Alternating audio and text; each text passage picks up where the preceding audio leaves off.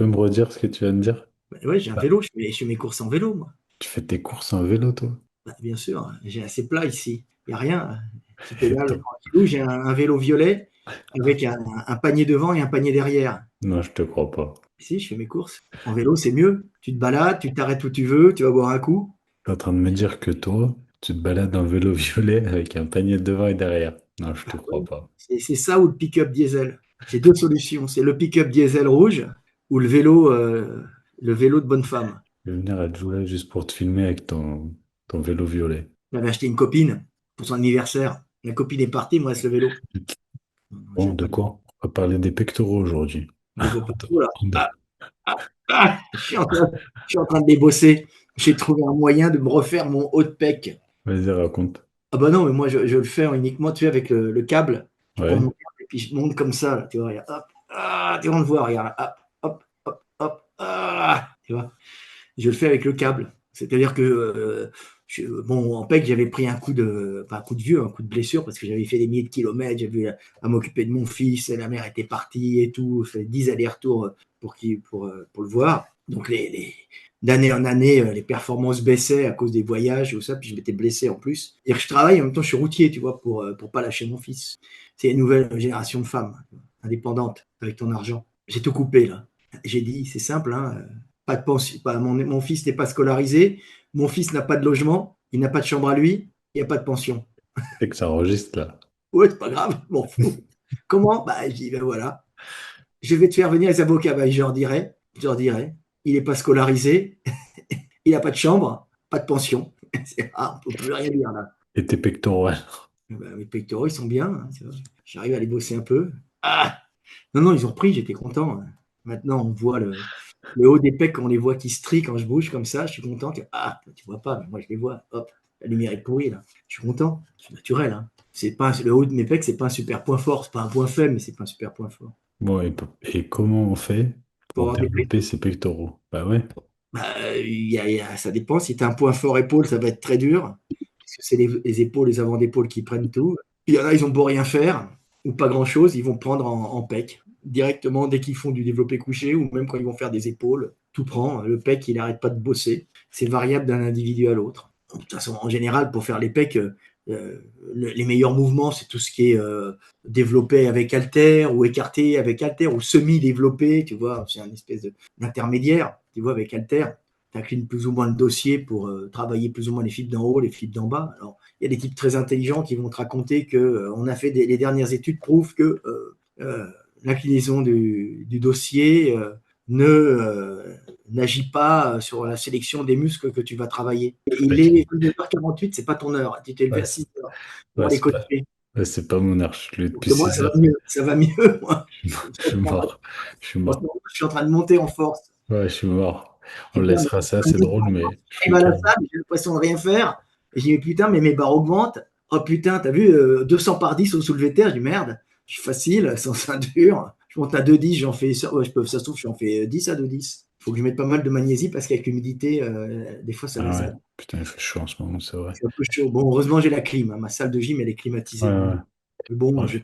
j'ai repris en pec. C'est pas comme avant, mais après les blessures que j'ai eues, je suis content. Je Est-ce me que tu plains peux pas. nous parler des pectoraux, justement? Quelles sont les particularités chez l'homme, morpho-anatomiquement, des pectoraux? Ouais, le pectoral humain, c'est un pec qui dérive. Alors bon, c'est un pec qui dérive des pecs des primates, si tu veux, des primates, des grands primates, hein, comme les gorilles, les chimpanzés. Donc la partie, par exemple, la partie claviculaire du grand pectoral, elle est faite avec le deltoïde antérieur pour emmener la patte antérieure lors des déplacements, comment dire, au quadrupède, au sol. S'ils sont quadrupèdes, ils peuvent se relever, comme on voit souvent dans les images, des chimpanzés et des gorilles se relever, parce qu'ils sont le modèle aussi des, de leurs soigneurs, mais aussi ils se relèvent aussi en forêt. Hein. Je l'avais expliqué pour des raisons de poids très simples. Hein. Parce que quand tu es lourd, quand tu es un singe lourd, tu es obligé d'avoir les mains en crochet. Donc tu as les fléchisseurs, tu vois, qui sont ici, assez massifs chez moi d'ailleurs, qui sont courts. Donc tu peux tendre les mains que quand tu as le poignet fléchi. Et dès que tu étends le poignet, ben, les fléchisseurs sont courts, ils vont recourber les doigts, ce qui fait que les bestioles peuvent faire la brachiation avec des crochets très sûrs, comme ça ils n'ont pas à faire de contraction musculaire pour tenir. c'est un avantage, ils tombent pas, mais bon, du coup, ils peuvent pas marcher sur la paume des mains, comme ils sont lourds, hein. Ils vont marcher, ça c'est par sélection, ça se fait, ils vont marcher donc sur les phalanges, puisque quand ils étendent les mains, tu vois, ils peuvent pas mettre à plat, donc ils marchent sur les phalanges, donc ils sont déjà à demi debout, ils marchent sur les phalanges. Donc ça, ils se relèvent beaucoup plus facilement. Donc déjà, c'est un pas vers la bipédie, puisque c'est facile de se relever quand tu es un singe lourd qui marche sur l'extrémité des doigts, puisque peut-être tu marches plus, vers 10 cm, ça ouais, 10 cm sur l'inclinaison, tu vois, c'est pas mal. Donc ils ont une bipédie fréquente, ils peuvent le faire. Donc, le faisceau claviculaire du grand pectoral, il n'a pas uniquement comme fonction de ramener vers l'avant, hein, il a aussi comme fonction de lever le bras. C'est connu, hein, c'est le bas. Et le bas du grand pectoral, bah, il participe, il ramène ici dans les mouvements d'étreinte, et elle est plus musclée, mais il a aussi comme fonction, le bas du pec, de descendre le bras. Donc, le grand pectoral, c'est un muscle chez nos ancêtres arboricoles et encore quadrupèdes, pour le déplacement quadrupède et pour grimper dans les arbres, mais aussi pour aller chercher, hein, avec le faisceau claviculaire, les branches pour se hisser. Alors, il participe ainsi avec le deltoïde antérieur. D'ailleurs, souvent, le deltoïde antérieur et le faisceau claviculaire sont souvent un peu fusionnés. Tu vois, il y a juste des trous pour laisser passer Mhm. Ouais, ils sont peu distincts. mais souvent, ils vont fusionner. Ça a même posé des problèmes, des fois, de compression de veines. Ouais, je ne me souviens plus, mais il y a des problèmes, hein, qui peuvent arriver.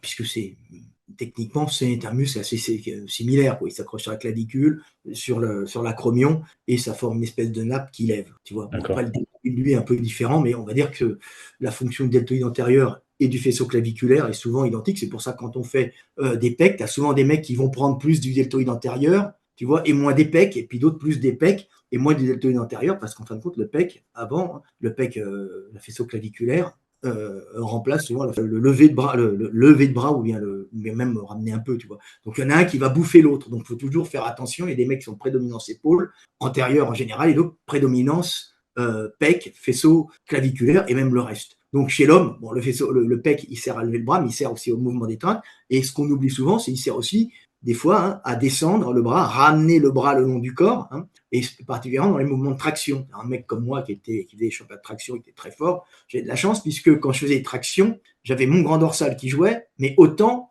que mes faisceaux inférieurs et externes du pec. Ça Les peut être faisceaux, compliqué pour les gens de concevoir comment les pectoraux peuvent travailler sur les tractions. Tu peux le détailler un petit peu? bah, tu vois là, là tu as un faisceau. Là c'est un gorille, là c'est un homme. Tu vois, bah, le faisceau ici, les faisceaux qui sont chondro,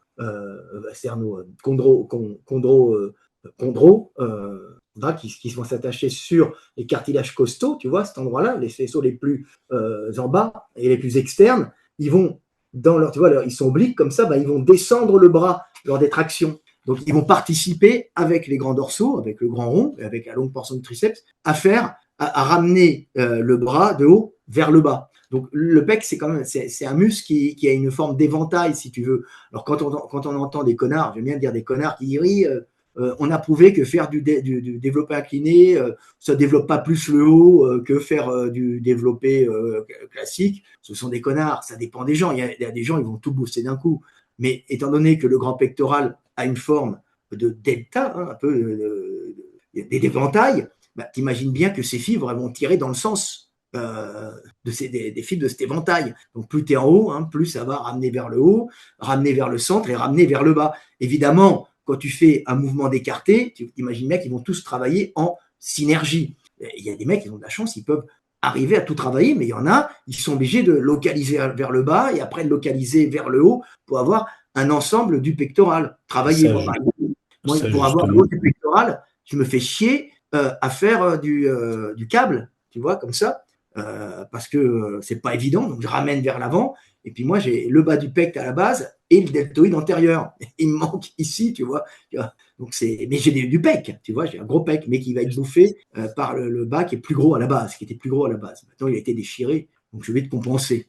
Et il n'a pas été déchiré en faisant des pecs, particulièrement au coucher, comme beaucoup se l'arrachent, comme la montagne, comme Haftor euh, se l'est arraché, parce qu'il y a des grands bras, Mhm. c'est visible, hein. Le mien, il s'est arraché en faisant des tractions. Tu vois, t'imagines bien. Hein, c'est la preuve qu'il bossait beaucoup, puisque je faisais de l'échelle en crossfit pour m'amuser. après une bonne séance de soulevé de terre et avoir fait 2000 km pour aller voir mon fils, 2000, plus, ouais, 3000 km pour faire un aller-retour pour voir mon fils, comme je faisais tous les mois, donc épuisé, déshydraté, je vais faire mes soulevés de terre, allez, je fais un peu d'échelle et clac, il s'arrache avec un mouvement de haut en bas, parce que la partie inférieure des pecs, elle ramène aussi vers le bas. Donc les pecs, ils ont historiquement cette fonction de pas mettre d'attraction, tu vois, aussi. Et chez l'homme, ils ont dérivé avec la bipédie et le lancer. Ils sont devenus des muscles vraiment propres au lancer. C'est-à-dire que les singes, eux, ils ne balancent pas les mains latéralement comme ça, hein, puisque ça c'est propre de l'homme de t'envoyer une tarte dans la gueule comme ça. Le singe, il ne t'envoie pas une tarte dans la gueule comme ça. Quand tu regardes les singes se battre entre eux, hein, les chimpanzés qui sont nos plus proches cousins, hein, on ne descend pas du singe, mais on a des ancêtres communs. C'est ça qu'il faut savoir. Hein. Donc les chimpanzés, on s'est séparés, les chimpanzés et les hommes se sont séparés il y a à peu près 7 à 6 millions d'années. On dit 7 à 6 millions d'années parce que même s'ils ont vécu une vie de chimpanzés et autres qui sont devenus plus humains, en passant par les australopithèques, tu vois, ils sont devenus les australopithèques qui ont fait après un rameau a fait l'homme avec sûrement, comment il s'appelle, Cédiba. Ce qui se passe, c'est que pendant encore 1 million d'années, ils couchaient de temps à autre. Donc, il y avait une introgression de gènes d'ancêtres de chimpanzés et d'ancêtres d'hommes ensemble pendant 1 million d'années. Donc, les branches se sont séparées il y a 6 ou 6 millions d'années, mais il y a 6 ou 7 millions d'années, mais encore pendant plusieurs centaines de milliers d'années, pas de millions, de milliers d'années, hein, il y a encore eu des mélanges, on ne dit pas même pas de métissage, hein, on dit des mélanges d'espèces presque, qui sont assez proches. Donc, on a un ancêtre commun, mais on n'est pas des singes. Ce sont nos cousins. Et en aucun cas, on descend d'un chimpanzé ou d'un gorille. Donc nous, on s'est développé bipède, on est rentré en savane. Donc comme on grimpait, après on commençait à moins grimper aux arbres, encore chez les australopithèques, que j'ai refait pendant 2 ans, là d'ailleurs, avec des Sterkmonten, ils m'ont envoyé, Julien Benoît m'a envoyé, je dis tout le temps parce que c'est rare d'avoir des mecs qui t'envoient des docs comme ça, une très bonne chaîne de paléontologie m'a envoyé les squelettes de Cédiba, hein, qui a 1,9 million d'années, 9,8, un truc comme ça, qui est visiblement ce qu'on appelle un chaînon, pas un chaînon manquant, mais une transition entre australopithèque et humain. Et habilis, tu vois, ergaster, erectus, ça a donné l'humanité. Si c'est pas lui, c'est un cousin très proche, donc on s'en fout, tu vois.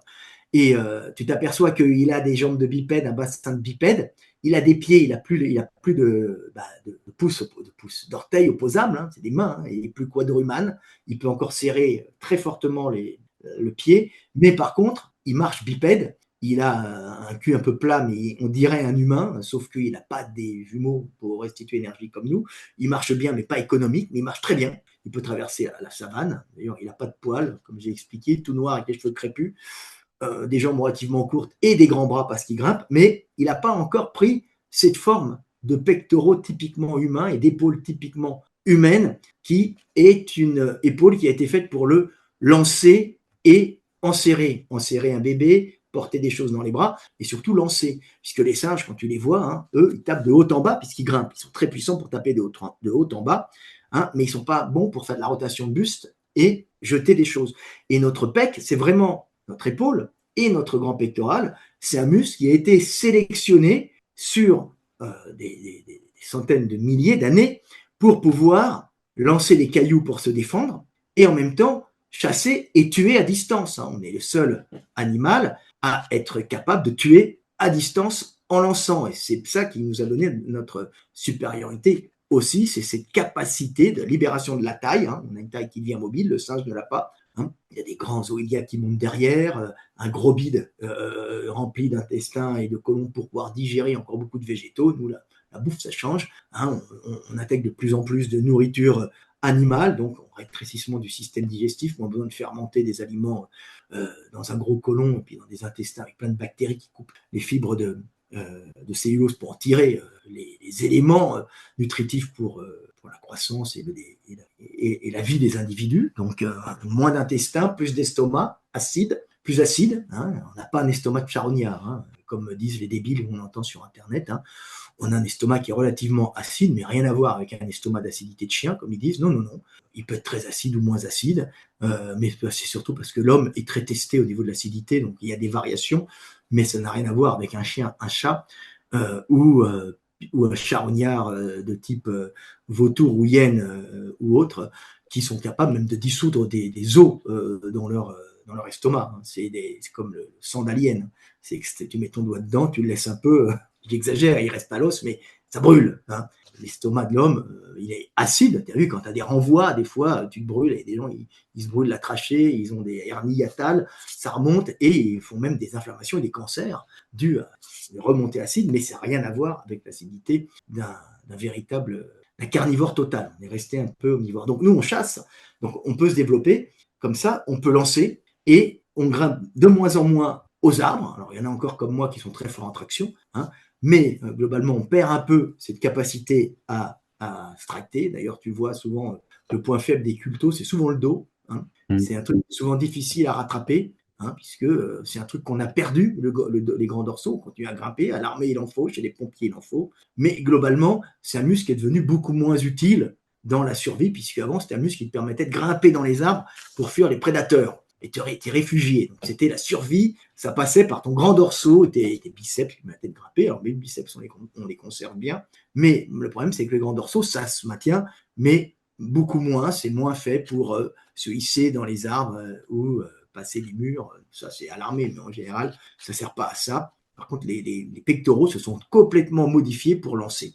C'est devenu des muscles relativement élastiques, capables d'accumuler de l'énergie cinétique, de l'énergie dans leurs fibres élastiques. Donc, tu fais une rotation, tu tires, tu te tournes, tu envoies ton bras vers l'arrière, tu étires toute la sangle, tout le muscle grand pectoral, comme un élastique un peu, toi, et ensuite, tu reviens, alors évidemment, tu vas contracter aussi les abdos, mais tu vas étirer toute la sangle abdominale, il y a beaucoup de fibres élastiques dedans, hein, et tu vas renvoyer de l'énergie, si tu veux, dans cet étirement de fascia et de tendons, hein, il y a des plaques tendineuses ici, hein, partout, l'articulation assez élastique de l'épaule, et les abdos sont remplis de fibres élastiques qui vont s'étendre, bien sûr, avec la vitesse et la contraction, et restituer cette énergie à la façon d'une catapulte ou d'un ressort pour lancer très puissamment quelque chose, hein, avec cette espèce de rotation où on termine en accompagnant la pierre ou le javelot, hein, par une main qui n'est plus en crochet, qui peut accompagner l'objet pour pouvoir viser avec précision. On devient des tueurs de précision grâce au lancer. Lancer de pierre, on se défend des prédateurs, on lance, et le grand pectoral, c'est vraiment un muscle pour la survie et pour le lancer. C'est un muscle qui s'est développé de cette façon et qui a permis à l'humanité de survivre. Hein. D'ailleurs, combattant avant humain, il lançait le javelot. Hein. Le javelot fait partie des armes de jet pour tuer des ennemis. Hein. On ne fait pas que se défendre en piquant, hein. On lance aussi. Tu vois, donc c'est vraiment les Grecs en représentent aussi des lanceurs de javelot. Tu vois, toute cette partie-là s'étend. Il a normalement un javelot, c'est Poséidon, il a normalement un trident. Et puis là, il y a accumulation dans les fibres élastiques des abdos, tu vois. Et là, on fait une rotation et après, on étire ça, on renvoie avec une contraction aussi des abdos. Donc vraiment, le grand pectoral, c'est un muscle qui accumule l'énergie. Mais c'est en plus un muscle qu'on voit, hein, cette accumulation d'énergie est utilisée par les powerlifters pour faire de bonnes barres. Puis on va descendre, on va accumuler dans les fibres du grand pectoral énormément d'énergie dans la structure moléculaire qui va s'étendre. Donc, ce n'est pas de la contraction musculaire, c'est de l'étirement de fibres musculaires, de fibres de fascia et de tendons qui va restituer cette énergie d'une façon comme un élastique, hein, pour repartir. Donc, tu gagnes beaucoup de kilos et en même temps, tu contractes tes muscles. Donc, tu as une partie d'étirement passif. Tout le monde n'a pas la même capacité d'accumuler de l'énergie dans les pecs. Ça dépend des Qu'est-ce qui fait qu'on a une morphologie plus ou moins adaptée pour avoir des gros pectoraux et être fort aux pectoraux, ce qui n'est pas la même chose, Alors, c'est pas la même chose d'avoir des gros pectoraux et d'être fort au pec. Être justement. fort, on va dire fort au développé couché, ça vient aussi d'une morphologie qui te permet d'être fort au développé couché parce que tu vas avoir une cage épaisse. En général, ils ont tous des cages épaisses, hein, et des bras plus ou moins longs. De toute façon, à partir d'un certain poids, sur les gros powerlifters, si tu as remarqué, les mecs, hein, on s'en fout qu'ils aient des bras longs ou des bras courts, ils ont tout le temps des cages épaisses, mais les mecs, ils sont tellement gros que c'est des mecs qui font 150, 160, 70 kilos, 200 kilos. Donc plus ils sont gros, mieux c'est, et plus ils vont pousser des barres, parce qu'ils ont un gros volume musculaire. Donc à un certain niveau, on va dire que la morphologie jouera moins sur les poids lourds que sur les catégories inférieures, parce que les poids lourds, tu rajoutes du muscle et tu rajoutes de la masse sur des mecs qui sont hors normes. tu vois. Donc, ils n'aient pas une super morphologie, on va dire optimum. Ils ont tellement de muscles et tellement de masse qu'ils vont pousser très lourd, tu vois. Mais sur des catégories plus normales, on va dire, avec des catégories plus basses, là, la morphologie va jouer énormément, hein, et le fait d'avoir une cage épaisse et des bras courts, tu vois, oui, souvent des avant-bras, hein, même les deux, si tu as les avant-bras courts et les humérus courts, tu imagines bien que tu vas avoir une descente qui va être très, très faible sur ton développé couché. Donc, tu vas monter un peu, donc tu as un tout petit mouvement, tu fais un tiers de pec, tu vois là-dessus. J'ai une très bonne photo que j'avais fait sur le banc que je fais avec un élargisseur de dossier pour poser les coudes, justement, pour éviter l'étirement chez les personnes fragiles ou les personnes qui veulent justement travailler à l'arrêt, stop and go, hein, sans avoir forcément de tréteau. Hein. Bah, il y avait un champion qui était là et je regarde, moi je pose ma barre, je suis pourtant costaud, hein, je pose la barre avec mes coudes qui sont bloqués à l'arrière sur mon banc de développé couché, derrière un crucifix posé, tu vois, ça bloque la descente des coudes et il me restait à peu près 10 cm avant de toucher ma barre. Et le type qui passe, il avait la même taille que moi, c'était un Tchétchène, donc un type du Caucase, barbu, rouquin, et des bras courts, une énorme cage. Il descend la barre et il avait les coudes sur le banc et la barre enfoncée dans la poitrine. C'est-à-dire la morphologie. Tu vois, alors que moi, les coudes sur le banc, il me restait encore 10 cm. Donc j'avais au minimum 10 cm de course à faire en plus. Et on te calcule 10 cm de descente à faire en plus pour toucher ma poitrine, ce qui fait un étirement extrême sur les grands pectoraux et un risque de blessure avec des barres lourdes, tu vois. Donc, il faut toujours faire attention aux morphologies. C'est pour ça que Hafthor,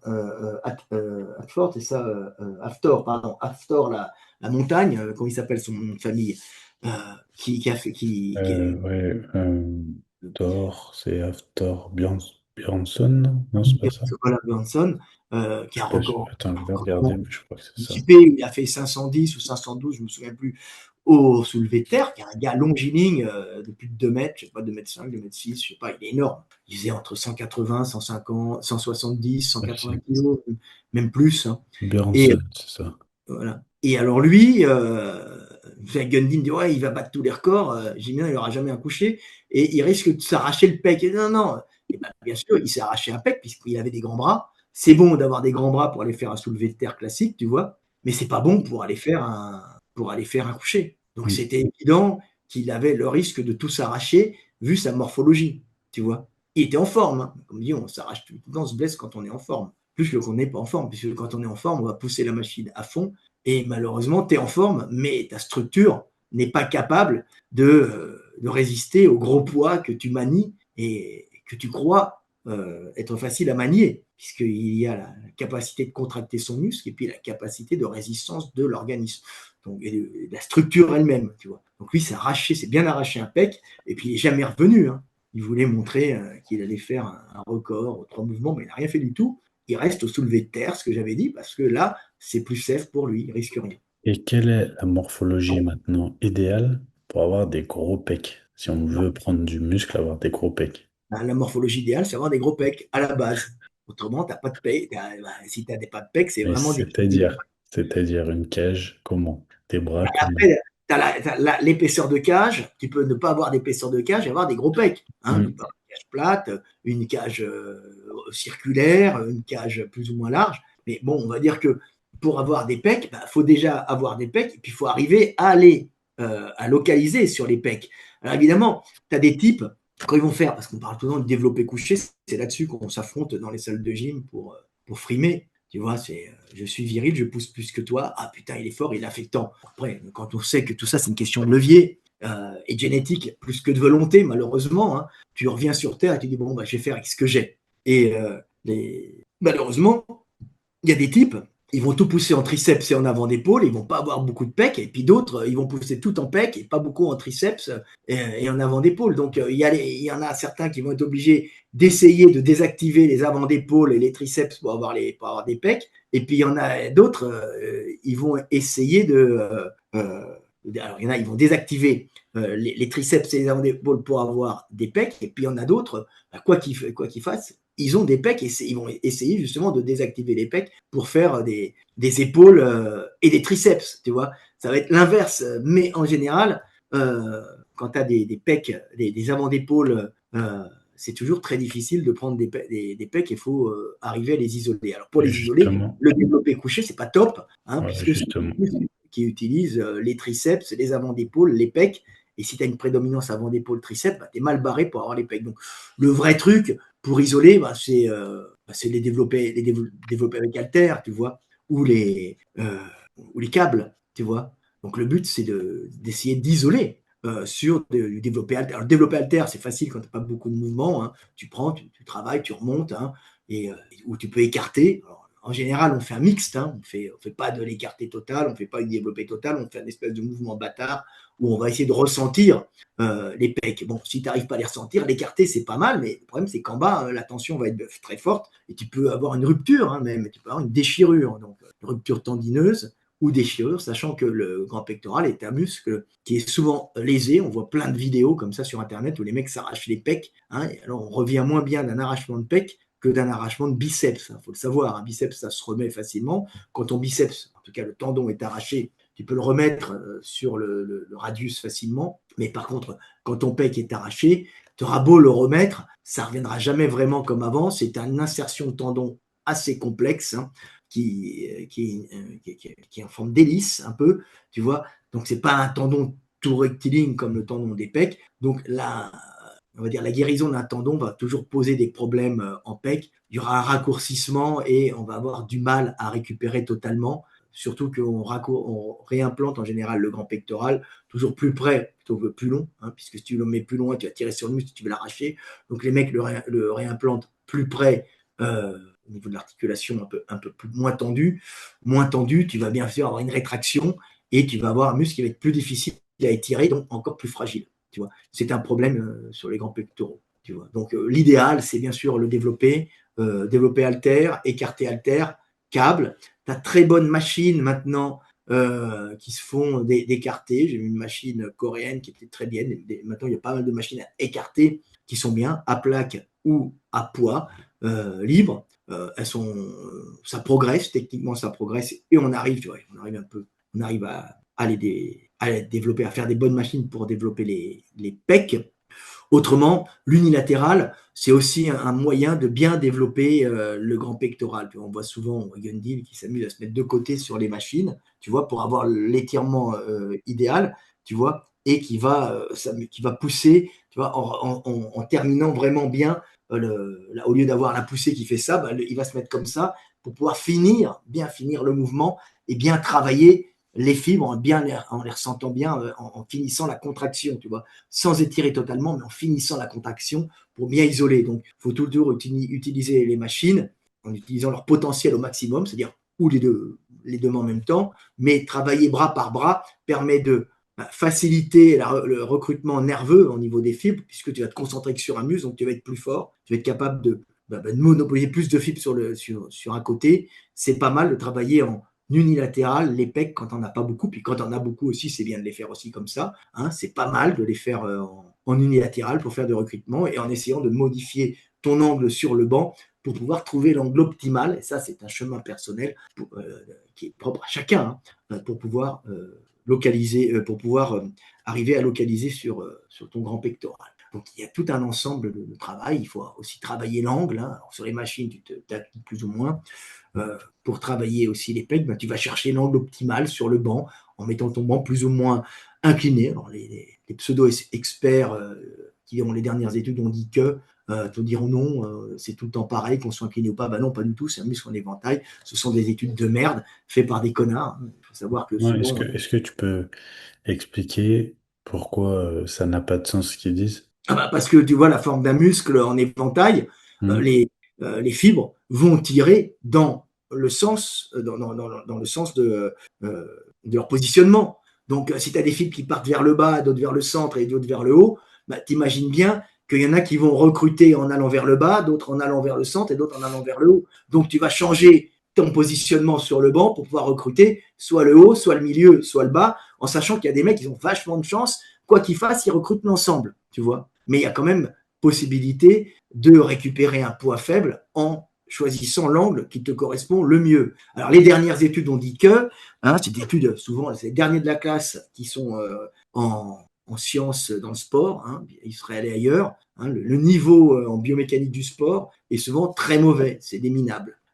Terrible à dire, mais c'est vrai, ils sont nuls. Tiens, alors, la biomécanique, pas que dans le sport, en paléontologie aussi, c'est assez minable. Ils sont nuls. Alors, il y a des domaines où en biomécanique ils sont très forts.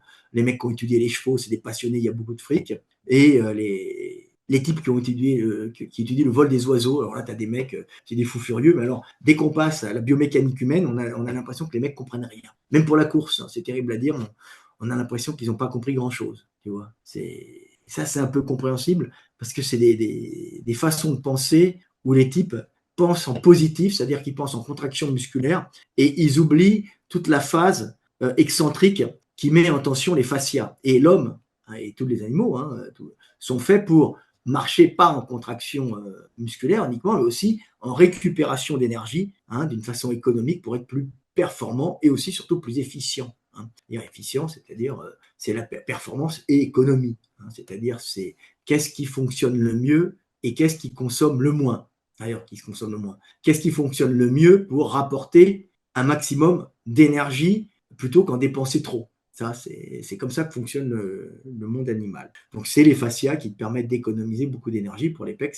c'est aussi ça, tu vois, ça. On économise, c'est un muscle pour le lancer, c'est très élastique et on renvoie pour frapper. Tu as disons, pareil, quand on donne un coup de poing, hein, c'est surtout pour les crochets, hein, on arme et on tape. Bon, ça casse complètement, mais c'est visible. En général, c'est mieux de partir sans qu'on le voit. Boum.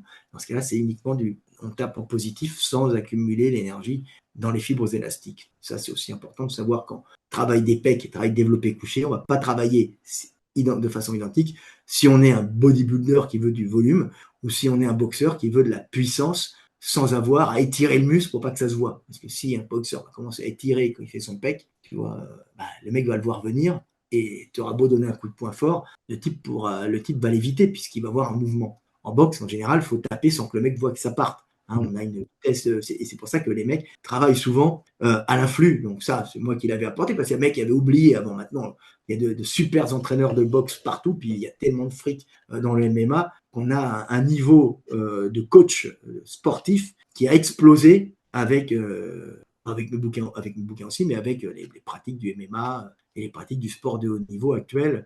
C'est surtout les mecs sur le terrain qui sont bons, hein, plus que les couillons qui vont te faire des études scientifiques avec des calculs. Malheureusement, c'est l'empirisme du terrain qui permet d'avoir le maximum de progression dans l'entraînement. D'accord, je suis d'accord. C'est les mecs qui sont sur le terrain qui voient. Hein, ils ne comprennent Je suis pas des fois, d'accord. mais ils savent que ça marche. Et Je suis c'est là d'accord, où on voit c'est très important de dire ça, je trouve, dans le coaching. ah oui, C'est la base. Les gens ne comprennent pas assez que quand tu as suivi vraiment beaucoup, beaucoup de gens et coaché beaucoup de gens, c'est une vraie expérience scientifique. Ça a plus de valeur ah que oui, un juste la théorie. scientifique blanche avec tout maigre, avec des lunettes double foyer, qui travaille en laboratoire et qui étudie les sportifs, c'est gentil. Ça peut être utile, mais globalement, un mec sur le terrain est souvent bien meilleur. Mm. Il y en a qui font les deux, hein. Ils se complètent. Mais le problème, c'est qu'on a les dernières études ont prouvé que, les dernières études ont prouvé de la merde. Tu as bien vu l'histoire du Doron, on est allé à des mecs qui sont allés dire que le Doron en lourd n'était pas dangereux. Les études n'ont jamais dit ça. Tout le monde on en revient à dire mais c'est des dingues, ils ont blessé des gens, c'est de la folie. Tu vois, oui, on est fait pour arrondir le dos, mais pas avec des charges lourdes et surtout pas le rachis lombaire. Tu vois, tu peux l'arrondir le rachis lombaire, pas de problème. Hein. Jusqu'à 100 kilos, même pour moi jusqu'à 150, il n'y a pas de problème. Hein. Mais à partir de 180, je dirais au-dessus de 180, ça commence à être problématique. Puis Encore si je fais 180, ça dépend pour qui. moi 180 d'euros, j'ai pas de problème. Ouais, Mais mais ça 200 dépend pour d'euros, qui. voilà, 200 d'euros, pas pour moi. Et la montagne à Tford, bon, et c'est sûr qu'à 300 d'euros, il ne doit pas avoir de problème. Mais Ouais, bon, voilà, ça dépend pour qui. de 300, je pense qu'il va avoir de graves problèmes. Il risque d'avoir une hernie comme tout le monde, tu vois. Mais Mm. bon, lui, sa limite, c'est 300. Hein. La mienne, c'est 180. C'est déjà pas mal, tu vois. En Doron, Rachis lombaire. Les mecs sont cons. Donc, pour venir au PEC, il faut faire attention. Il faut travailler avec sa morphologie, savoir que il faut, si on veut avoir des pecs, on n'arrive pas à en prendre, il faut apprendre à isoler le pec. Et ça, c'est tout un travail personnel. Tu as les machines en isolation, tu as les câbles en isolation, tu as l'angle à choisir, tu as des mouvements bâtards aussi, hein, comme le câble, hein, travailler avec un câble, le câble est derrière, ou un haltère, tu vois, un haltère prise main en pronation, tu vois, main en semi-pronation, tu vois, prise neutre. Tu prends un halter, tu ramènes devant. Hein. Tu peux aussi prendre le câble qui est derrière et tu ramènes, c'est pas mal. Et ça va te faire soit l'avant d'épaule, soit le deltoïde antérieur, soit le faisceau claviculaire du grand pectoral qui lève le bras aussi. Et tu vas pouvoir remplir, par exemple, le haut, tu vois, le haut du pec par des mouvements qui ne sont pas des mouvements considérés à la base comme des mouvements de pec, puisqu'on pourrait croire que c'est des mouvements d'épaule. Lever le bras, c'est pas le pec, là, si, lever le bras, c'est le pec aussi. Le faisceau antérieur, il sert à ça, tu vois. Alors, on rentre aussi dans d'autres problématiques, hein, dans les types qui vont te dire comment travailler le milieu de pec. Oui, alors il n'y a pas de milieu de pec.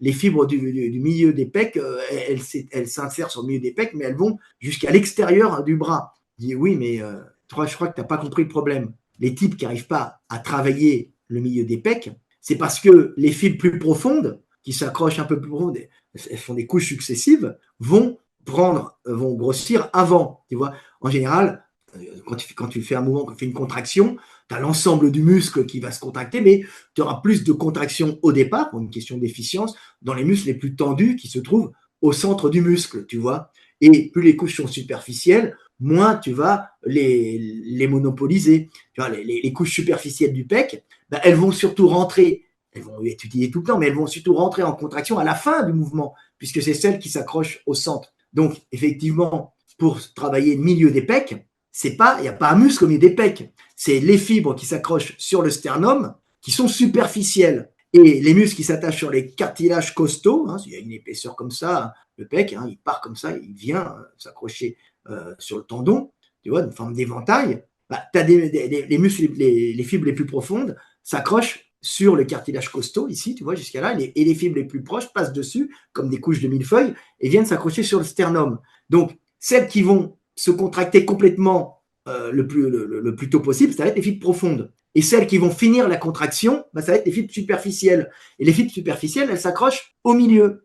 Donc, pour travailler le milieu de pec, il faut travailler les fibres superficielles du pec. Et les fibres superficielles du pec, tu les travailles en finissant le mouvement. Et c'est à ce moment-là que tu vas faire le milieu de pec. Autrement, tu vas faire les couches plus profondes qui s'attachent un peu plus loin sur les cartilages costaux. C'est de la biomécanique de base. Je ne sais pas si tout le monde comprend, mais oui, on peut travailler le milieu des pecs. Mais le milieu des pecs, c'est la couche superficielle qui va jusqu'au bras. Mais effectivement, si tu ne la travailles pas, tu vas avoir un espace ici, ça va être un peu mou, il va y avoir moins de volume, il y aura moins de gorge. Si tu vas avoir la gorge, bah, tu vas jusqu'au bout. C'est pour ça qu'on dit aux gens, bah, tu croises les câbles une fois sur deux. Tu vois, quand tu fais du câble, tu croises. Ou comme fait Gundil, souvent tu vois comme ça, bah, tu travailles en te mettant de côté sur la machine pour aller à fond dans la contraction et travailler la fibre superficielle. La fibre profonde, elle, va travailler à fond sans avoir à aller serrer les bras. Tu vois, c'est intéressant de le comprendre. Donc, les gens, tu vois, je ne vais pas citer, c'est des copains qui s'étaient trompés là-dessus, mais qui s'étaient trompés honnêtement, ça arrive, c'est pas des méchants, avaient dit oui, il n'y a pas de milieu de pec. Ben si, il y a du milieu de pec, mais sauf que c'est la couche superficielle qui va jusqu'au bras. C'est-à-dire, le milieu de pec, elle fait tout le dessus du pec. Et la couche profonde, elle ne va pas jusqu'au milieu, elle s'arrête avant. C'est marrant à voir. J'espère que vous avez compris, mais c'est comme ça qu'il faut expliquer ça. C'est de la biomécanique de base. Sur le milieu du pec et sur le haut du pec, du coup, il y a souvent cette idée qu'on ne peut pas dissocier le travail du haut du pec, qu'on ne peut pas l'accentuer, qu'il y en a qui n'auront jamais de haut de pec. Qu'est-ce que tu peux dire là-dessus? Tu nous en as parlé tout à l'heure un petit peu avec le fait que c'est souvent fusionné avec le deltoïde antérieur. Il y en a qui n'auront jamais de haut de pec, ça arrive, malheureusement, parce que bah, ils ont un poids faible, et puis ils ont du mal à le développer, du mal à le recruter. Mais en général, il y a tout le temps moyen d'essayer quand même de le travailler, de l'isoler.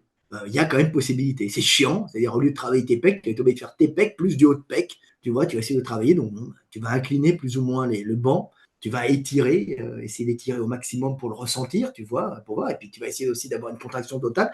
Tu vas regarder quel est le mouvement qui te va de mieux en choisissant l'angle. De toute façon, en général, hein, tu t'inclines et tu regardes comment ça marche. Alors, soit avec halter. Hein. Le problème, c'est quand tu fais des écartés avec halter ou des développés couchés avec halter pour essayer d'avoir le haut de pec, ça va quand même vachement stresser le haut de pec et tu peux te l'arracher hein, si tu as trop lourd. Combien de mecs, ça, tu vois, les arrachements des pecs, c'est des fois le bas, des fois, alors souvent c'est le bas, ça peut arriver, mais des fois c'est le faisceau claviculaire qui lâche. Donc il s'arrache sur le tendon, flouf, et puis on monte. Donc les mecs se retrouvent avec le haut du pec absent. Il leur reste juste le bas. Et puis il y en a, ils vont se retrouver avec juste le bas qui va arracher. Tu vois, c'est variable. Mais en général, tu t'arraches le haut du pec en faisant de l'incliné. Donc, en faisant de l'incliné, si tu t'arraches le haut du pec, c'est bien que tu arrives à localiser sur le haut du pec plus que sur le bas, puisque c'est lui qui va prendre. Tu vois, donc quand on voit les arrachements qui sont variables en fonction des exos, tu te dis que si tu fais de l'incliné, tu vas plus recruter le haut puisque tu vas plus étirer. Mais il faut toujours faire attention et le faire dans la limite du mouvement sécuritaire. Il y a un truc qu'on entend tout le temps, c'est les mecs qui disent descends bien, touche la poitrine. Je dirais pourquoi tu veux toucher la poitrine si tu as des avant-bras très longs, tu vois, et des omoplates pas tellement mobiles. Quand tu vas toucher la poitrine, tu vas faire sauter ton tendon ou tu vas faire arracher de la fibre sur le tendon, tu vois. Donc, tu n'es pas en léger, tu vois, tu peux faire un mouvement complet, mais plus c'est lourd, plus tu peux faire du demi. Hein. Rien ne t'empêche, pour localiser, de faire des mouvements, que ce soit sur machine ou à la barre, qui soient des mouvements partiels, tu vois, parce qu'on me dit tout le temps le mouvement complet, c'est le beau mouvement. Mais non, le mouvement complet, ça peut être intéressant, il faut toujours étirer ses muscles, hein, mais le mouvement complet, c'est celui qui te fait prendre du muscle ou qui te fait gagner de la force. On n'en a rien à foutre que ça soit beau. Ah, il a un beau mouvement, quel beau mouvement. Bah, si tu as un beau mouvement et tu te fais tu te pètes un pec en te faisant sauter un tendon sur son insertion sur l'os, sur l'humérus, t'as raté. Tu comprends? Ça sert à rien. Donc, tu peux, par exemple, travailler ton incliné sans forcément descendre jusqu'en bas. Tu n'es pas obligé de descendre jusqu'en bas. C'est à toi de ressentir.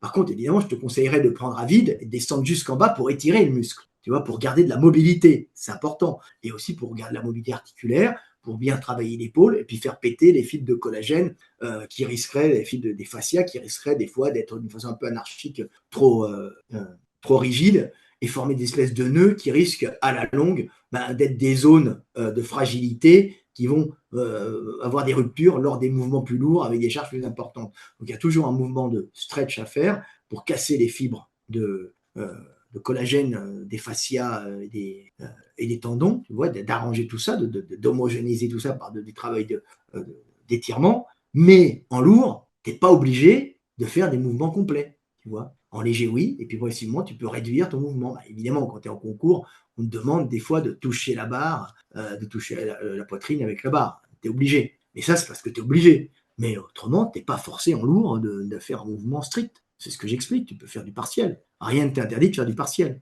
Tu vois. C'est le bon mouvement, c'est celui qui te fait gagner du muscle et qui te fait gagner de Mais la force.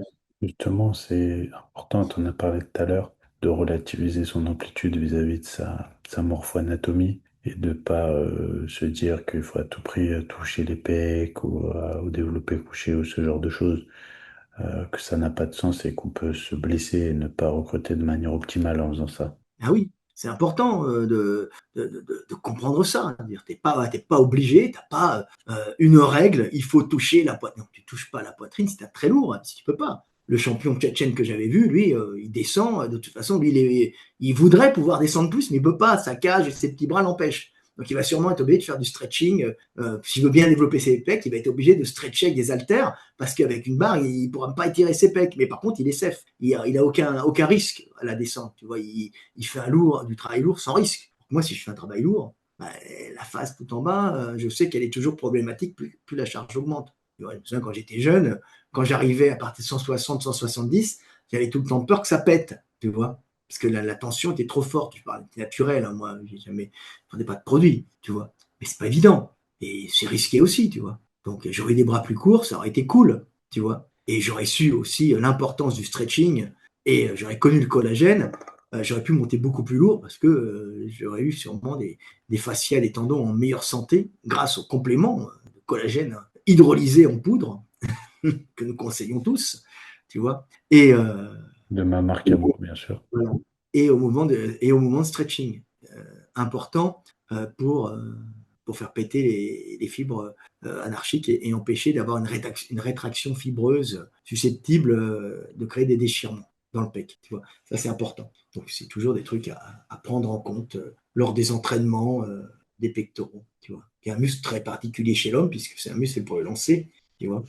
Et c'est un muscle qui est typiquement, tu vois, là, c'est des lanceurs de disques. Hein. Le lanceur de disque, c'est pas un sport. Hein. On lance un disque pour tuer des gens en lançant une espèce de pierre taillée, tu vois, en faisant rotation du buste, hein, Mm. et en même temps étirement des grands pectoraux, hein, pour pouvoir accumuler l'énergie dans les fibres élastiques et renvoyer tout ça. Le powerlifter, d'ailleurs, accumule de l'énergie dans ses fibres élastiques pour pouvoir les renvoyer. Il accumule, il fait un stop et hop, il renvoie tout, hein, et il repousse. Alors, il faut savoir aussi que prendre du volume, c'est pas prendre de la force. Prendre de la force, ça demande deux choses, c'est accumuler de l'énergie dans ses fibres, effectivement, et en même temps être capable de travailler à l'influx, c'est-à-dire de faire un stop et de monopoliser d'un coup un maximum de fibres.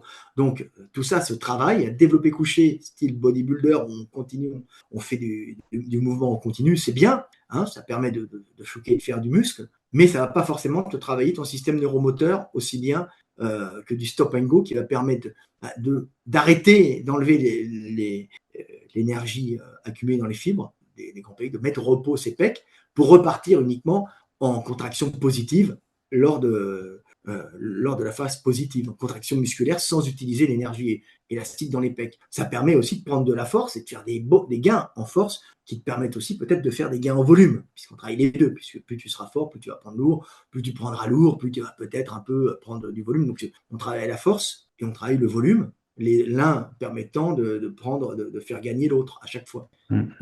Donc ça, c'est des trucs. Et après, quand on dit travailler les pecs pour un lanceur, c'est pas travailler les pecs comme un bodybuilder. Et travailler les pecs pour un boxeur, c'est pas du tout travailler à la façon des bodybuilders. Un boxeur, lui, va avoir tout intérêt à travailler avec un relâchement total des pecs pour partir à l'influx. Donc, si tu fais travailler un puncher en lui faisant faire développer couché de bodybuilder, bah, tu vas l'handicaper parce qu'il va prendre un volume qui ne va pas être adapté à la percussion rapide, tu vois, puisqu'il travaille en accumulation, en partant, même les schémas neuromoteurs dans la tête vont être faits pour travailler quand il sentira que le pec est étiré, à ce moment-là, il repartira comme un bodybuilder. Et on continue. Ah non, c'est pas bon. Le boxeur, lui, doit partir sur un truc qui est quasiment relâché et repartir d'un coup sans que le mec le voie. Alors, évidemment, quand tu fais un crochet d'arme et tu assommes le mec, c'est un peu différent, tu travailles les deux. Mais en général, le coup qu'il porte, c'est celui qu'on ne voit pas. Il n'a même pas besoin d'être très puissant, tu vois. Et le pec va jouer énormément. La rotation, le pec aussi, même le triceps, l'extension, tout. Mais tu pars sur un mec qui est relâché, qui n'a pas accumulé d'énergie, et d'un seul coup, qui part en positif. Donc, c'est tout un travail neuromoteur qui doit être fait, qui peut être travaillé comme un peu les travails de powerlifter, la claque, du stop and go, tu vois. Tu t'arrêtes, couché plus ou moins serré, hop, tu repars. Ça permet de travailler la vitesse, tu vois, de contraction. Et en même temps, ça va développer du muscle, puis tu vas apprendre à recruter un maximum de fibres d'un coup, tu vois. Mais ça va être un travail neuromoteur, hein. Et après, tu peux faire du travail de bodybuilder, mais ce n'est pas tellement recommandé aux boxeurs. Ça ne sert pas à grand-chose. Il a plutôt intérêt à ne pas trop s'alourdir et à taper avec beaucoup de puissance, tu vois. Donc, recruter un maximum de fibres d'un coup. Donc, il n'y a pas besoin d'avoir beaucoup plus, en vérité, tu vois. C'est grandement suffisant. Tu n'as pas besoin de taper, comme on voit, 900 kilos là, pour défoncer une gueule. Tu as surtout besoin d'aller très vite pour que le mec ne puisse pas l'éviter.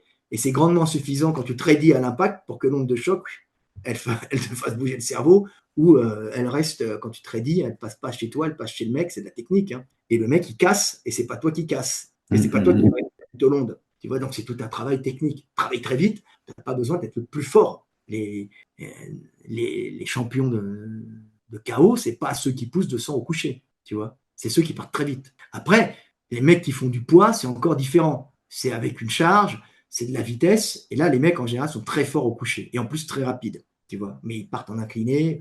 Tu as des mecs, les types qui sont des champions de lancer de poids, c'est des mecs qui ont des couchers énormes et des inclinés énormes, tu vois. Plus de la vitesse. Ouais. Ouais, c'est pas du tout le même travail et le même but. Travail, tu vois. C'est les mêmes mouvements, c'est les développés, c'est les mêmes machines, mais on va les utiliser différemment. Alors là, on est en train de faire justement la méthode en morpho-anatomie, hein, la méthode de la vie en morpho-anatomie, et on vous prépare une méthode qui a pour but essentiellement de travailler, de quitter son corps, hein, de quitter son corps avec des programmes particuliers. On ne vous vend pas une méthode pour être aussi beau que moi et être aussi développé de partout, non, pas du tout, ou que toi, hein. On vend une méthode qui vous permet de choisir le muscle que vous voulez développer ou la partie musculaire qui est en retard ou celle que vous voulez développer, parce que souvent, on a des retards par endroit, on a des points faibles. Donc, l'important, c'est surtout quand on regarde, quand on veut une méthode ou quand on veut avoir des programmes, c'est avoir des programmes pour rattraper l'endroit qui doit être rattrapé, qui est en retard. hein. Donc, nous, on vous concocte des programmes avec très belles explications, hein, avec mon savoir et ton savoir, et on vous fait plein de petits films à suivre facilement, à comprendre pour pouvoir récupérer des points faibles et progresser sur des zones bien spécifiques. Donc, avant d'épaule, haut de pec, bas de pec, triceps longue portion, triceps dans son ensemble, tout un ensemble de programmes dorsaux, tu vois, lombaires, abdos. On cible à chaque fois pour pouvoir travailler. Donc, tout le monde n'est pas obligé d'acheter tous les programmes, ça serait complètement ridicule.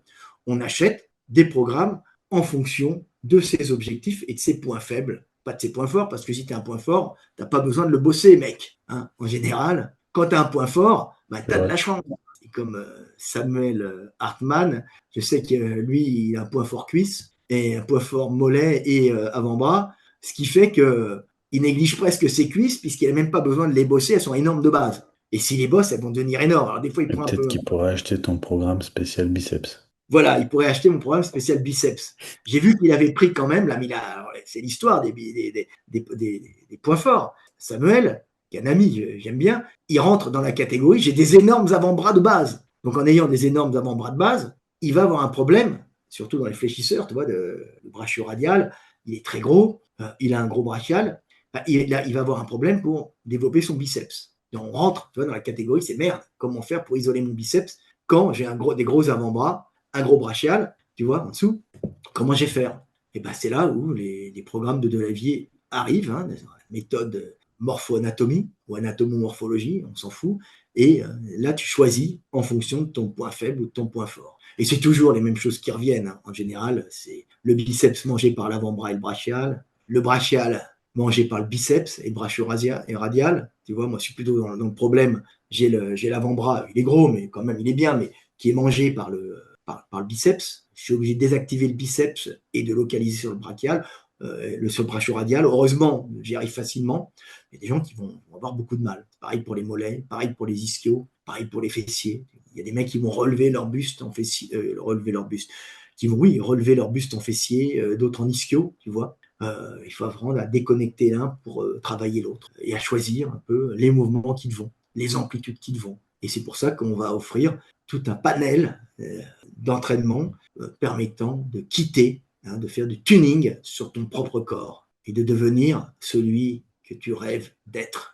Je pense Non, mais que c'est vrai, c'est bien, c'est sympa, hein, parce que j'ai toujours conçu l'entraînement comme ça. Dire, suivre un entraînement pour ressembler à machin, ça ne m'intéresse pas. Je suis c'est vrai, Frédéric c'est vrai. Delavier, je veux travailler les points faibles de Frédéric Delavier pour être costaud partout, en sachant que souvent un point faible, j'aurais du mal à le récupérer, mais pas toujours. Hein. Moi, je sais que j'ai longtemps eu un point faible triceps. Je dis merde, j'arrive pas jusqu'au moment où j'ai compris que je développais des très gros triceps, mais il fallait que je les bosse de 3 façons différentes. Il fallait que je fasse un travail de masse générale du triceps avec du développé couché serré. Ça marchait très bien pour faire un gros triceps massif. Il fallait que je fasse de la longue portion en isolation. Alors d'un seul coup, ma longue portion, elle explosait. Je suis très très réceptif au triceps. Et je faisais de la corde, et d'un seul coup, mon vaste externe sortait. Et je n'avais pas de point faible triceps. J'avais simplement besoin de le diviser en trois entraînements, si tu veux, pour avoir les 3 parties. Tu vois, alors qu'il y a des mecs qui vont faire un temps d'entraînement, tout va prendre d'un coup. Moi, je suis obligé de faire les 3 parties. Mais en faisant les 3 parties, j'ai des très gros triceps. C'est pas un point faible. Mais évidemment, ça prend du temps, tu vois. Évidemment, c'est ça le problème. Il y a des Mm. types, ils vont squat, ils ont mollet, ischio, quadriceps, fessier. Hein. Et il y en a, ils vont pareil, ils vont faire juste du quadri en faisant du squat. Ouais, L'autre c'est juste vrai. des La fessiers. nature est injuste. Bah voilà, C'est Dieu qui donne. voilà. Et à ce moment-là, il faut s'habituer. Et là, tu as Delavier qui est là. Tu as les programmes, tu as l'anatomomorphologie ou la morpho-anatomie. Tu vois, je suis le pionnier et le leader mondial, hein, puisque c'est moi qui ai réformé tout ça, avant moi, on s'entraînait comme Arnold pour avoir les bras d'Arnold ou comme Platz pour avoir les cuisses de Platz. Ils Mm. n'avaient pas C'est compris vrai, que, c'est vrai. bah oui, et les cuisses de Platz, c'est les cuisses de Platz, c'est la génétique de Platz. Tu n'auras jamais ces cuisses. Donc, il faut prendre en compte ta morphologie C'est vrai. pour pouvoir t'entraîner. Mm. C'est vrai, Et c'est surtout, vrai. pour pouvoir ne pas te blesser aussi, puisque d'une morphologie à l'autre, on est plus susceptible de se blesser sur certains mouvements. Voilà, donc il faut toujours faire attention. Il ne faut pas avoir peur non plus, hein, mais c'est en étant intelligent qu'on s'entraîne avec le moins de risques et qu'on va le plus loin. Voilà. Parfait. Est-ce qu'on avait le tour sur les pectoraux? Je sais pas, je vais regarder sur mon bouquin. On aurait pu parler de plein de façons de travailler les pompes, les écartés, les développés haltères. Il y en a tellement, il y en a tellement à dire. De toute façon, ça sera dans les programmes, hein. On va tout faire. Il y a les dips pour travailler le bas des pecs. Tu vois, il y a les pathologies aussi qu'on peut avoir. Le dips, par exemple, c'est génial, faire du dips pour avoir du bas de pec. Tu vois, moi, je sais que dès que je fais du dips, pof, je prends du bas de pec. Tu vois, et en fonction de l'écartement, je vais prendre du triceps. C'est pour ça que le dips, souvent, on le met soit dans l'entraînement des triceps, soit dans l'entraînement des pecs, tu vois. Chez moi, le dips entre deux barres, c'est excellent pour faire le bas des pecs et les triceps. Et en plus c'est écarté, plus j'ai travaillé les pecs, le bas des pecs, et puis plus c'est serré, plus j'ai travaillé les triceps et moins le bas des pecs. Et en général, j'arrive à vachement les localiser dessus. Bon, le problème, c'est aussi que chez les jeunes, comme on avait dit, ça peut créer des étirements excessifs. Et quand les cartilages costauds sont pas et quand le sternum plutôt et les cartilages costauds sont pas encore bien terminés, tout ça n'est pas encore bien ajusté et encore plutôt en pleine croissance, hein, bah, tu peux avoir des douleurs, surtout chez les jeunes qui ont le sternum qui n'est pas encore ossifié. Tu vas avoir des mouvements du sternum très douloureux, parce que c'est très innervé, il y a les muscles respiratoires dedans, il y a tout un ensemble. Les mecs vont avoir des blocages respiratoires, ah, je ne peux plus respirer, ils vont croire que c'est le cœur, et c'est souvent lié au fait que le sternum, hein, qui est une plaque osseuse, mais qui, chez les jeunes, est encore à des petites articulations qui ne sont pas encore totalement ossifiées, bah, va bouger, tout ça va entraîner des douleurs, et ça va aussi bouger au niveau des cartilages, et c'est assez énervé le coin, et les mecs vont avoir des blocages respiratoires et des douleurs terribles. Ça passe en général. En général, tu fais quelques mouvements d'assouplissement et tu entends d'un seul coup, crac, et hop, tu as remis ton sternum dans le bon sens. Quand on entend crac, hein, c'est pas un grand mouvement, c'est un tout petit mouvement, mais qui permet de décompresser une zone et d'éviter une compression d'un nerf qui était un peu comprimé. Donc c'est intéressant de comprendre. Il y a tellement de choses à raconter, les déclinés, les inclinés, puis les morphologies. Tout ça est variable d'un individu à l'autre. Les blessures que l'on peut avoir, oh, on les mettra toutes, hein. Les blessures d'épaule au pec, il faut faire très attention.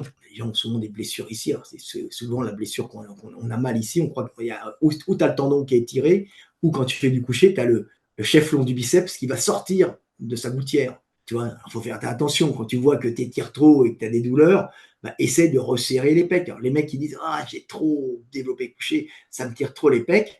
Bah, tu sais, tu as un truc qui est simple, c'est que tu resserres la position des mains et comme ça, tu seras peut-être un peu moins fort, mais tu auras moins d'étirements, tu seras mieux placé, les coudes un peu plus le long du corps et tu vas te retrouver avec moins d'étirements des pecs et donc tu vas pouvoir monter plus lourd et avec plus de sécurité. Mais bon, évidemment, comme tu as moins d'étirements, peut-être c'est moins efficace, mais tu risques moins de le déchirer en lourd. Tu vois, c'est toujours, on gagne d'un côté, on perd de l'autre. Tu as pas mal de trucs à comprendre, à savoir. Les douleurs au développé couché, c'est des fois des douleurs de biceps, hein, comme ça peut être des douleurs de tendons. De toute façon, quand tu as une douleur, hein, bah, tu t'arrêtes les mouvements qui te font mal. C'est une base. Et c'est surtout sur le développé couché. Le développé couché, c'est un truc qui peut blesser gravement les gens. Il faut faire très attention, toujours avoir des pareurs, hein, toujours avoir des gens qui te surveillent. Si tu n'as personne, bah, tu mets des sécurités latérales, hein. Et autrement, tu limites les Le risques. Il faut suicide savoir. grippe. Voilà, et puis le suicide grippe aussi, tu ne vas pas t'amuser à prendre comme ça, hein, puisque tu loupes ta barre, et si tu n'as pas de sécurité, ça va te tomber au mieux sur la mâchoire, tu as la mâchoire cassée, au pire sur le cou, et si tu n'as personne qui est là, ben, ça te casse la trachée, tu as du mal à respirer, et tu peux même rester tout seul dans ton garage, et tu vas mourir, avec la barre sur le cou. C'est arrivé combien de fois, hein. C'est un truc qui est vraiment le classique, donc quand tu es tout seul, toujours des sécurités, tu vois. Et puis, on a parlé récemment du mec qui avait pris sa barre sur la poitrine et qui avait fait un arrêt cardiaque. Bon, il n'avait pas très lourd en vérité. Il a fait un arrêt cardiaque parce que un choc sur la poitrine peut te faire nerveusement un arrêt cardiaque. Tu avais des mecs à côté qui n'ont pas réussi à le faire repartir, c'est tout, qui n'étaient pas très bons en réanimation. Tu vois, il y a juste.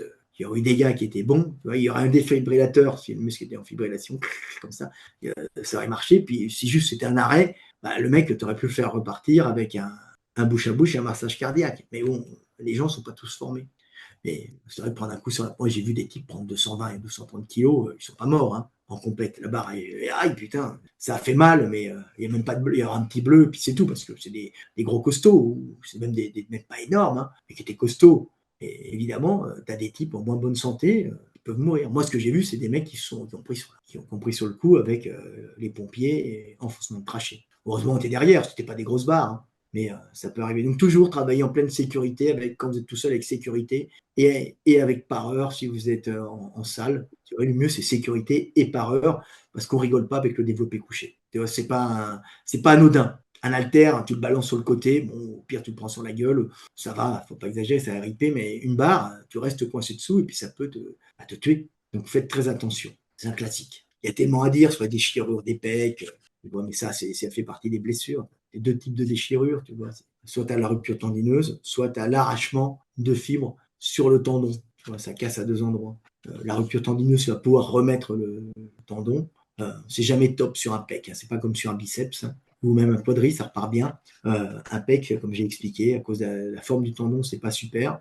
Et puis de toute façon, quand tu as l'arrachement de fibres musculaires sur du tendon, sur la plaque tendineuse, ça revient pas, ça. Donc tu as un trou et c'est la merde. Et souvent, les gens ont des micro-déchirures à la longue et bon, le muscle qui va progressivement un peu se rétracter parce que tu as de plus en plus de muscles qui pètent sur le tendon. Des fois, ils s'en aperçoivent même pas. Ils se retrouvent avec moins de muscles. Ça pète par endroits. Des fois, tu le sens, tu as des petites boules. C'est des muscles, des parties qui ont lâché. Bon, heureusement, tu arrives un peu tu compenses avec le reste qui grossit à la place, mais c'est tout le temps gênant. La fibrose, c'est un truc classique. Voilà, acheter les programmes de Lavier. Sur le Euh, site laméthodedelavie.com. c'est un truc très, très classique, on va dire, très, très classique en coucher aussi.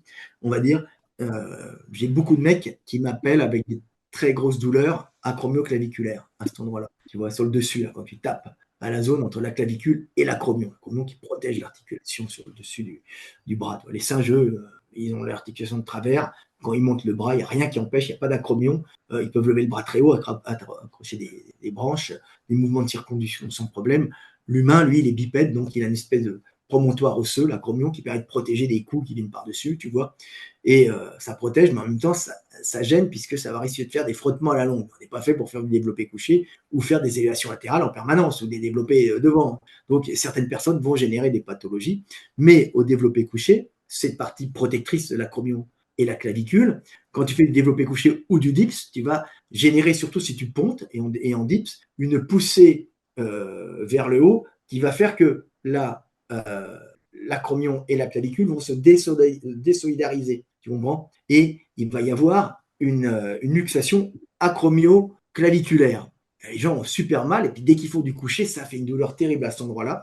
Ils ont l'impression que l'acromion et la clavicule sont désolidarisés. C'est extrêmement douloureux, c'est pas grave, mais c'est extrêmement douloureux. Ça peut s'inflammer et puis faire ici une bosse, une espèce d'œuf de pigeon à l'extérieur.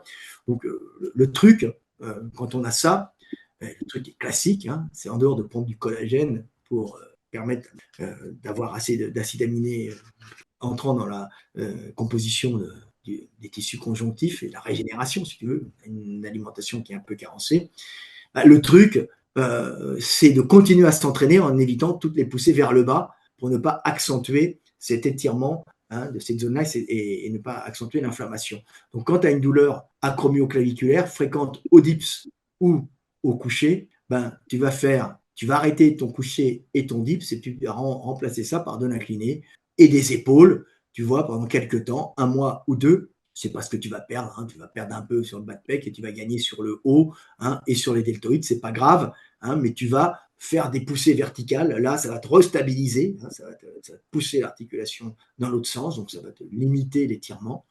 Et tu vas continuer à travailler la partie supérieure des pecs, un peu les bas aussi, et tu vas arrêter les dips et le coucher pendant quelques temps, ce qui va te permettre de récupérer. Mais l'acromioclaviculaire, c'est vraiment une pathologie propre au développé couché lourd et au développé halter lourd et au dips, hein, puisqu'il va faire, sauter l'articulation, la déformer progressivement par la pression qu'il va mettre en poussée déclinée. Tu vois. Et ça se remet en faisant des poussées justement inclinées, ça va te remettre l'articulation dans le bon sens. Et tout ça va revenir dans l'ordre et les tissus conjonctifs vont se resserrer progressivement parce qu'ils avaient été complètement distendus. Hein. J'appelle ça le syndrome du cul de PD.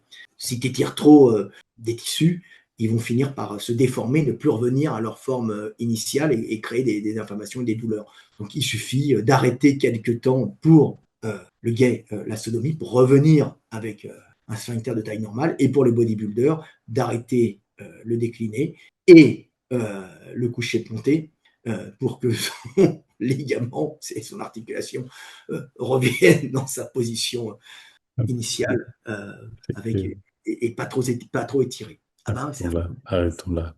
On va, on va couper, t'inquiète, on va couper. Non, moi j'aime bien appeler le syndrome du cul de PD. C'est quand tu étires trop, bah, et ça ne revient pas, il faut attendre un peu. C'est Ouais, pareil pour les body. Non, mais j'aime bien l'appeler comme ça. Bon, bah, je te ouais, laisse. Voilà. c'est mon Salut. avis. Bonne nuit, mon ami.